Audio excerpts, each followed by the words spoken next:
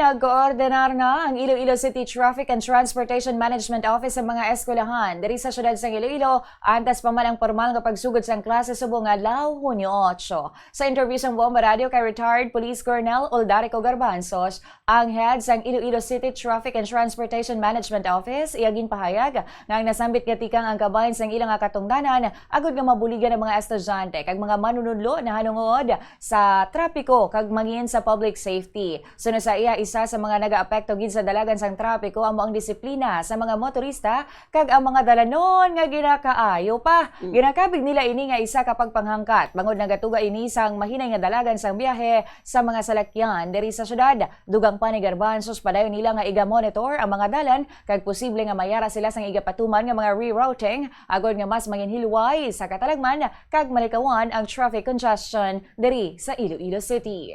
Nagsugod na kita coordination sa mga eskwelahan nga ragid sa aton mga main thoroughfares so that nga kami sa traffic at the same time sa public order and safety maka-ideya kami what are action taken nga dapat himuon.